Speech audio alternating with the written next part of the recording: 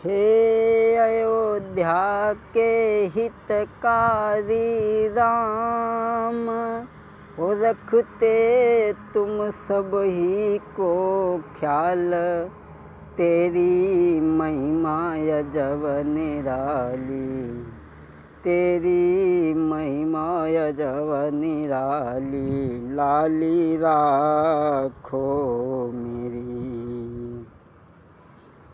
हे भक्तन के रखवाले राम, और दुख झेले तुमने हजारों, लेकिन राखो मान सदा भक्तन को।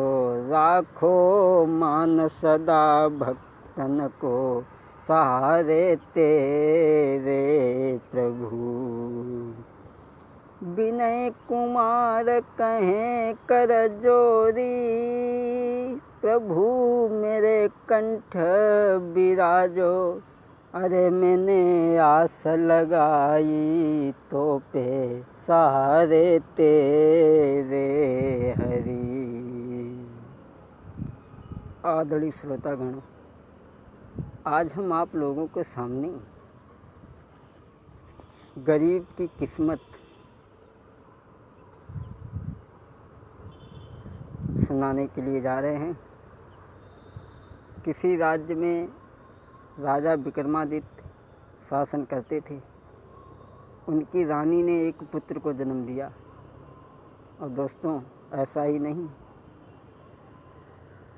अरे जाने सुंदर बेटा जाओ है, बको रूप न बरनो जाओ है। जाने हम रे तुम्हें बतलाई है, बाको रूप न बरनो जाओ है बाको। अब समय खुशी को आओ है, वो तो सबके मन को भाओ है। और रहे बिनय बतलाई है वो तो। राजा विक्रमादित्य की पत्नी ने एक बालक को जन्म दिया। राजा ने काफ़ी दान लुटवाया। धीरे धीरे जब समय व्यतीत हुआ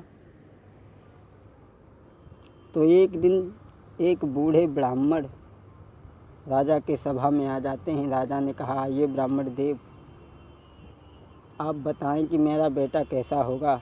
तो ब्राह्मण देव कहने लगे, तुम्हारा बेटा ऐसा होगा जो शासन को संभाल लेगा और तुम्हारे नाम को आगे बढ़ाएगा। कहने लगे, उसके भविष्य के भी बारे में बता दो। ब्राह्मण देव कहने लगे, तुम्हारे पुत्र की शादी एक गरीब लड़की से होगी।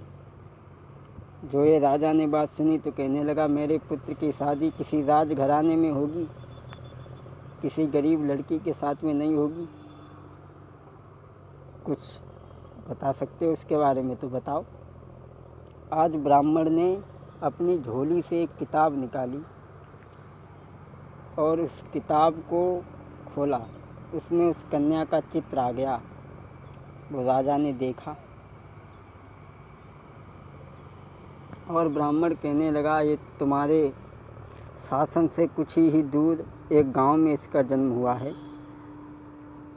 अब धीरे धीरे और समय गुजरा। ब्राह्मण देव तो चले गए। अब धीरे धीरे समय गुजरी रहो, तुमको रहे बताई रे।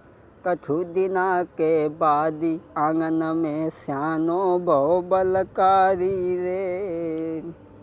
अरे सुंदर चेहरा थो बेटा को, जुल्फे नागिन सी लहराई। बात करत में खुले बती सी, तो बिजली सी चमकी चमकी रह जाई। अब तो नी है बलवान कहानी, आगे नहीं बनी। विनय होनी की है बात कहानी, आगे नहीं बनी। तो वो लड़का सियाना हुआ तो उस लड़का को राजा घर से बाहर नहीं जाने देते थे। एक दिन वो पुत्र पूछने लगा, पिताजी आप घर से बाहर नहीं मुझे जाने देते हैं, क्या कारण है? राजा कहने लगे, विक्रमादित्य मैं जो भी कर रहा हूँ तुम्हारे भले के लिए ही कर रहा हूँ। लड़का लौट जाता था। राजा की 50वां जन्मदिन आया तो सभी लोग इकट्ठे हुए। नगर में ढिंढोरा पिटवाया गया। सभी काम करने वाले लोग वहाँ आते हैं तो उनमें वो लड़की भी आती है काम करने के लिए। सभी अपने अपने काम में लग गए तो राजकुमार रसोई घर में पहुंचा उसी लड़की के पास में और कहने लगा, खाना की सुगंध तो बहुत अच्छी आ रही है, क्या हम कुछ खा सकते हैं? तो उस लड़की ने खाना दिया तो राजकुमार ने वो खाना खाया, लेकिन वो लड़की इतनी सुंदर थी। अरे थी जो चंद्र बदन उजियारी, थी जो चंद्र बदन उजियारी, और देखन में लड़किनी बारी, और राजकुमार ने देखी जब सूरती, और वो दिल के बीच बस गई। अरे फिरी बचन उचारे बाने, अब तुम संग हमारे रहियो। अब राजकुमार और उस लड़की का प्रेम बढ़ता चला गया। धीरे धीरे जब काफ़ी वक्त गुजरा तो एक दिन दोनों गांव से बाहर मिलते हैं, पास में बैठते हैं। फिर राजा की जन्मदिन आया दूसरे साल तो सभा में सभी बैठे हैं, वो लड़की भी बैठी है, राजकुमार भी बैठा है। राजा ने उन्हें दोनों को बात करते हुए देख लिया। उसी समय वो ब्राह्मण देव भी आ जाते हैं। कहने लगे, राजा ब्राह्मण देव क्या है वही लड़की है? बोले हाँ। राजा सोचने लगे, गरीब की लड़की के साथ में हमारे पुत्र की शादी कदापि नहीं हो सकती।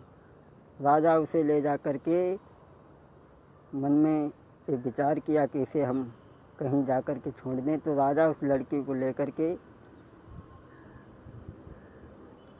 एक नदी के किनारे, जो उनके राज्य के बाहर नदी थी, वहाँ पहुँचे उस लड़की को लेकर के। थी राज्य के बाहर नदी एक, उस लड़की को ले वहाँ पहुँचे। थी राज्य के बाहर नदी एक, उस लड़की को ले वहाँ पहुँचे। पानी में उसे ढकेल दया, खुद वापस राज में आए हैं। पानी में उस लड़की को राजा ने ले जा कर के ढकेल दिया। अब इसका किस्सा ख़त्म हो गया। तब तक एक मलाह उसमें नाव चलाता हुआ आया, उस लड़की को निकाल लिया मछुआरे ने। और कुछ दिन तो वो लड़की बीमार रही। जब उसका सेहत उसकी सही हुई तो उसने सारी बात बताई तो लड़की बड़ी उदास हुई। और उदास होने के बाद में वो लड़की चली, उनकी सभा में जा कर के पहुँची। इधर राजकुमार भी दुखी था। तब तक वो लड़की सभा में पहुँची तो राजा ने देखा कि ये तो फिर बच गई। आज फिर से राजा ने योजना बनाई और राजकुमार और लड़की को दोनों को लेकर के उसी नदी के किनारे पहुँची। और राजकुमार की अंगूठी राजा ने हाथ से निकाल करके उस नदी में फेंक दी। उस लड़की से कहा, इस अंगूठी को ढूंढ करके लाओ, और अगर अंगूठी न मिले तो तुम हमारे राज्य में हमें कभी मुंह मत दिखाना, और अगर तुम अंगूठी ढूंढ करके ले आई तो राजकुमार की शादी हम तुम्हारे साथ में कराएंगे। ये वचन है हमारा। अब वो लड़की इस मछुआरे के घर पहुंची, सारी कहानी बताई। तो वो मछुआरा एक दिन मछलियाँ पकड़ने के लिए गया तो कुछ मछलियों को घर लेकर के आया। उस लड़की ने एक मछली उनमें से मांग ली, लेकिन अरे जब काटन बैठी मछली को तो सुनियो बात अगारी रे। चमत्कार एकु न्यारो भो ईश्वर की लीला न्यारी रे। जब उसने मछली काटी तो उसमें चमकने लगी वो अंगूठी, तो वो लड़की ने निकाली और झूमने लगी। राजा के दरबार में वो अंगूठी लेकर के पहुंची। राजा ने राजकुमार के साथ में विवाह किया, आनंद के साथ में रहने लगे। उमरिया पार हुई जाबे तेरी, भजो मन राधे गोविंदा। उमरिया पार हुई जाएगी तेरी, भजो रे मन राधे गोविंदा। राधे गोविंदा भजो राधे गोविंदा, उमरिया पार तेरी हुई जाएगी, भजो राधे गोविंदा।